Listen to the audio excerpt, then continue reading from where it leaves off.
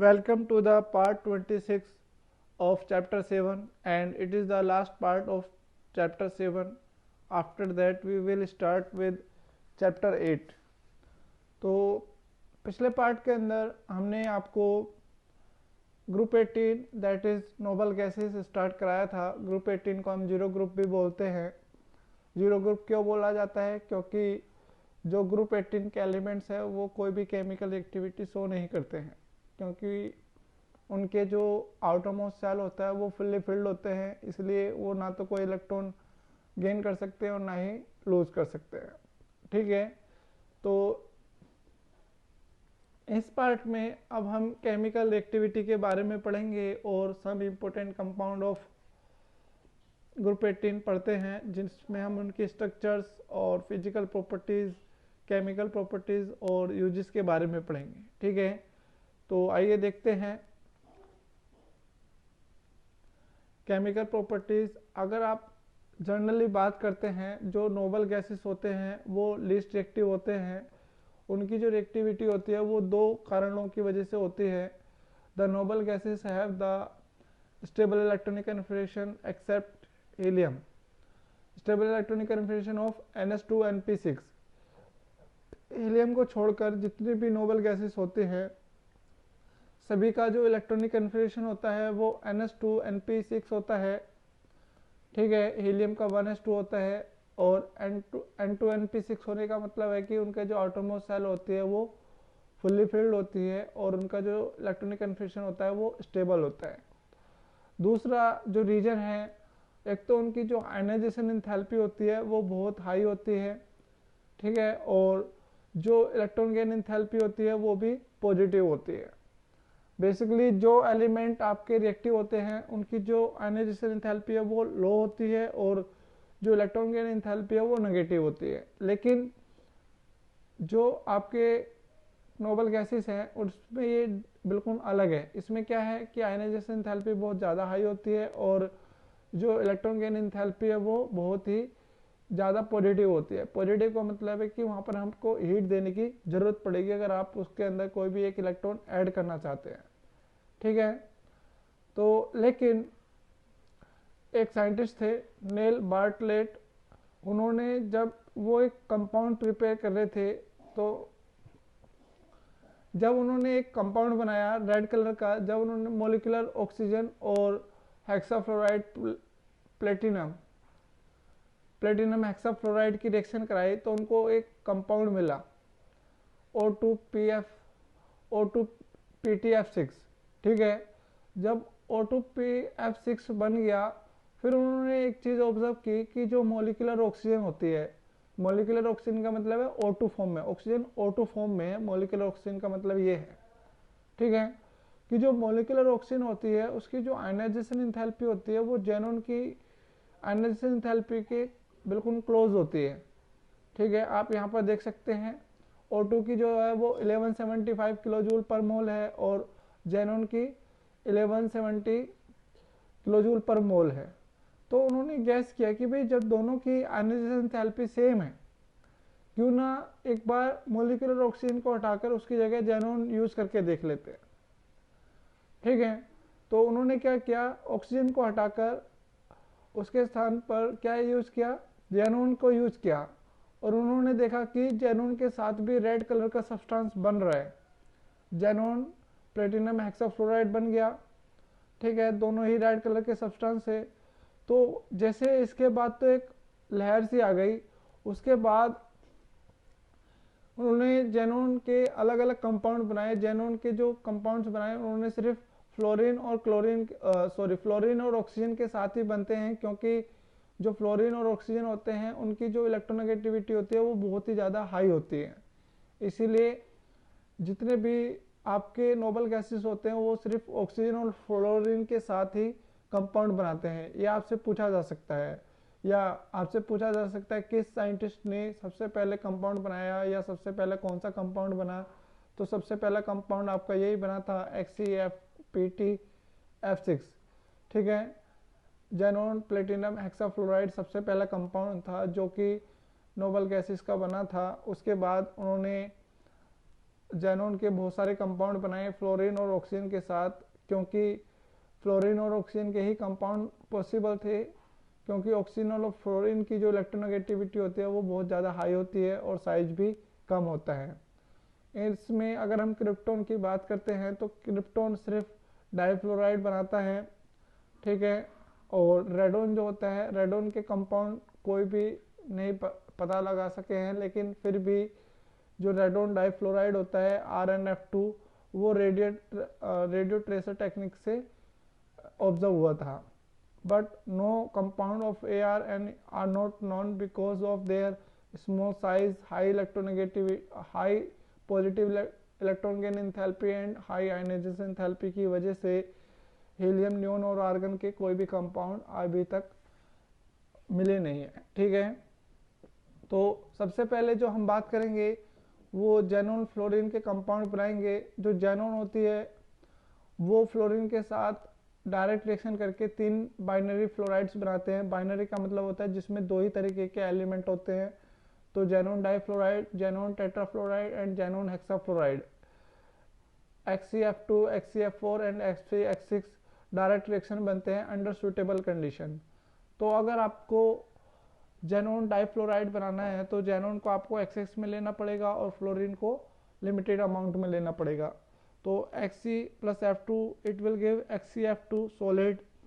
और Xc अगर आपको जेनॉन टेट्राफ्लोराइड बनाना है तो जेनॉन और फ्लोरीन का जो रेशियो है वो 1:5 लेना पड़ेगा, then you will get xenon tetrafluoride. और अगर आपको जेनॉन हेक्साफ्लोराइड बनाना है तो आपको जेनॉन और फ्लोरीन का जो रेशियो है वो 1:20 लेना पड़ेगा। जेनॉन हेक्साफ्लोराइड आपका प्रिपेयर हो जाता है, ठीक है। और जेनॉन हेक्साफ्लोराइड जो होता है वो जेनॉन टेट्राफ्लोराइड की रिएक्शन ऑक्सीजन पर फ्लोरीन पर फ्लोराइड के साथ भी करके बनाया जा सकता है। XCF4 + O2F2 it will give XCF6 + O2, ठीक है। Now we will talk about the properties and structure. जो जितने भी जेनॉन फ्लोराइड होते हैं जैसे XCF2, XCF4 और FCX6 सभी कलरलेस सॉलिड होते हैं, ठीक है, क्रिस्टलाइन सॉलिड होते हैं और ये सब्लिमेबल सब्सटेंस होते हैं। सबलाइम रेडिली का मतलब है कि डायरेक्टली कन्वर्ट हो जाते हैं गैस के अंदर, ठीक है। और ये फ्लोरिनेटिंग एजेंट के तौर पर वर्क करते हैं। And most all of the xenon fluorides hydrolysed with water even in the presence of moisture, or they will give hydrogen fluoride and oxygen gas. 2XCF2 + 2H2O it will give 2Xc + 4HF + O2। इस तरीके से जो xenon fluorides होते हैं वो fluoride ion जो होते हैं उनके एक्सेप्टर और डोनर के साथ रिएक्शन करके जेनॉन के कंपाउंड्स बनाते हैं, जैसे XCF2 + PF5। तो PF5 जो है यहाँ पर वो फ्लोराइड आयन एक्सेप्टर है, तो it will accept a fluoride ion from the XCF2, तो it will give XCF2 + PF5 it will give XCF PF6 negative, ठीक है। उसी तरीके से आपका दूसरा कंपाउंड भी बन जाता है XCF4 + SbF6, XCF3 positive, SbF6 negative. और जो फ्लोराइड आयन डोनर होते हैं वो होते हैं एल्कली मेटल के जो फ्लोराइड होते हैं वो फ्लोराइड आयन डोनर होते हैं। फ्लोराइड आयन डोनर का मतलब है कि जो आपके जेनॉन फ्लोराइड थे उसमें एक फ्लोरीन की जो नंबर है वो बढ़ जाएगा। जैसे ऊपर वालों में फ्लोरीन के साथ क्या हो रहा है, जेनॉन फ्लोराइड में जो फ्लोरीन का आइटम है वो कम हो रहा है, जैसे FCF2 का XCF बचा और XCF4 का XCF3 बचा। लेकिन अगर आपके पास एल्कली मेटल जैसे सोडियम, पोटेशियम, रुबिडियम और सीजियम का फ्लोराइड है और आप उसकी रिएक्शन XCF6 से कराते हैं, then it will increase 1 fluoride item in xenon fluoride, तो it will give M positive XCF7 negative. जहाँ पर M क्या है, कोई भी एल्कली मेटल है, sodium, potassium, sodium, potassium, rubidium, caesium. ठीक है, तो these are the most important reaction, ये आपको balancing of the chemical equation में आ सकती है। ठीक है, तो ये आपको याद रखना है। Now we will talk about the structure and hybridisation. जो स्ट्रक्चर और हाइब्रिडाइजेशन होता है वो VSEPR थ्योरी और सिंपल हाइब्रिडाइजेशन थ्योरी से हम कर सकते हैं। जैसे अगर हम HCF2 की बात करते हैं तो जेनॉन के वैलेंस शेल में 8 इलेक्ट्रॉन होते हैं, जिसमें से 2 इलेक्ट्रॉन फ्लोरीन के साथ बॉन्ड बनाने में यूज हो जाते हैं। उसके बाद आपके पास 6 इलेक्ट्रॉन बचते हैं, तो 6 इलेक्ट्रॉन के कितने लोन पेयर हो जाते हैं? 3 लोन पेयर। तो टोटल इलेक्ट्रॉन पेयर्स कितने हो गए आपके? 5 हो गए, 2 बॉन्ड पेयर और 3 लोन पेयर, तो टोटल हो गया 5। तो 5 के लिए जो हाइब्रिडाइजेशन होता है वो होता है sp3d। तो sp3d हो गया, तो ज्योमेट्री हो गई ट्राइगोनल बाई पिरामिडल, लेकिन जो स्ट्रक्चर हो जाती है वो लीनियर हो जाती है, क्योंकि जो उसकी इक्वेटोरियल पोजीशन होती है वहाँ पर लोन पेयर्स हो जाते हैं। लोन पेयर्स इक्वेटोरियल पोजीशन पर इसलिए आते हैं क्योंकि इक्वेटोरियल पोजीशन पर जो बॉन्ड एंगल होता है वो 120 डिग्री होता है। तो higher the volume lower will be the repulsion and stable will be the structure. तो लो रिपल्सन की वजह, उसके अंदर रिपल्सन बहुत कम हो, इसलिए हम लोन पेयर्स को कहाँ पर रखते हैं? इक्वेटोरियल पोजीशन पर लेकर आते हैं। Now we will talk about the HCF4। HCF4 में बॉन्ड पेयर्स होगी 4 और लोन पेयर्स हो जाएंगे 2, क्योंकि 4 इलेक्ट्रॉन बचते हैं, 4 इलेक्ट्रॉन के 2 लोन पेयर, तो टोटल इलेक्ट्रॉन पेयर्स हो गए आपकी 6।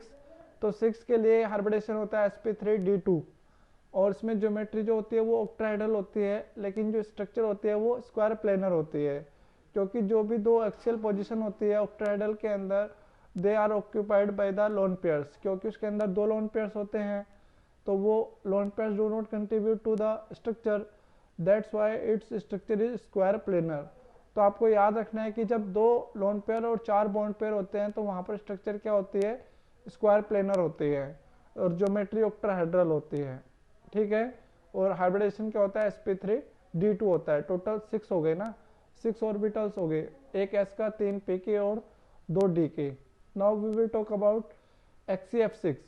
HCF6 में बॉन्ड पेयर्स कितनी हो जाती है?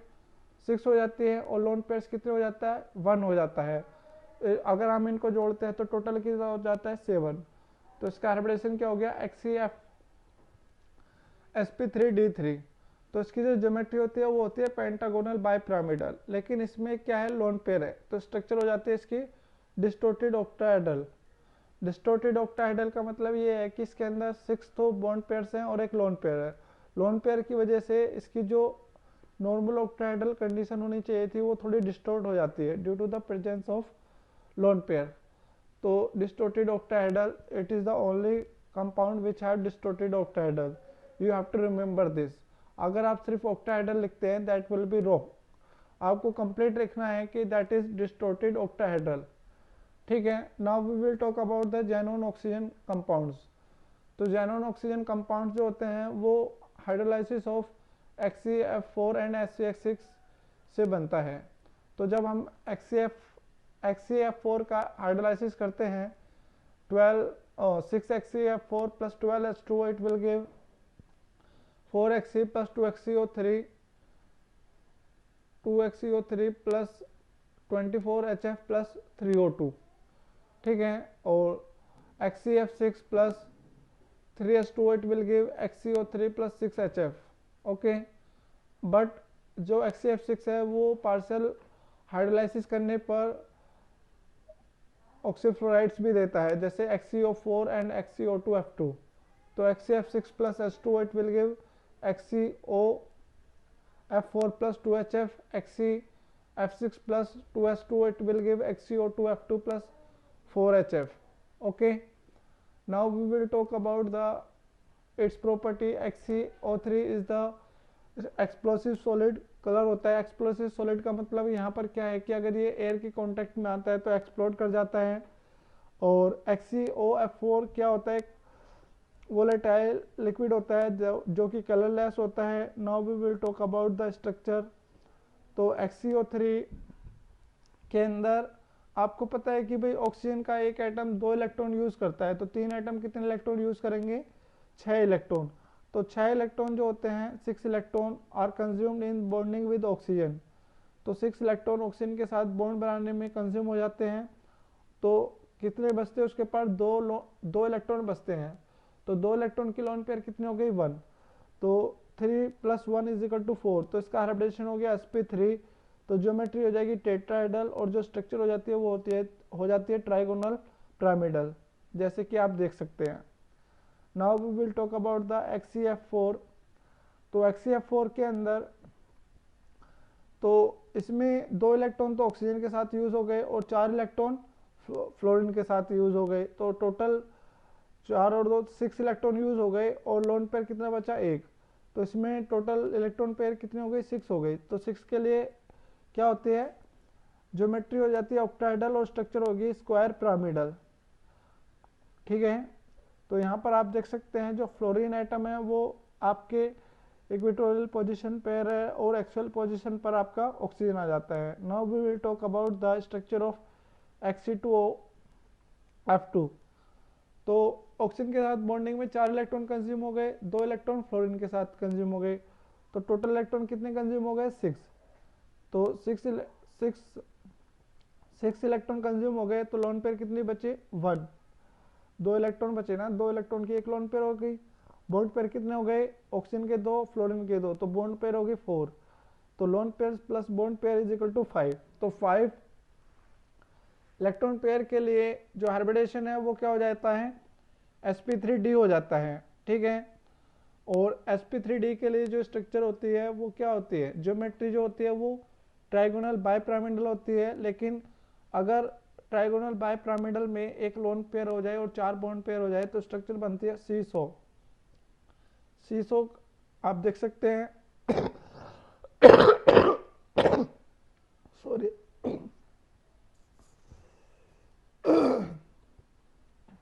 तो यहाँ पर आप देख सकते हैं सीसो बन गया। इक्वेटोरियल पोजीशन पर एक लोन पेयर आ जाता है जिसकी वजह से इसकी जो स्ट्रक्चर होती है वो सीसो टाइप बन जाती है। Now we will talk about the uses. तो सबसे पहले जो सबसे ज़्यादा यूजेस आते हैं वो हीलियम गैस के आते हैं। हीलियम क्या होती है?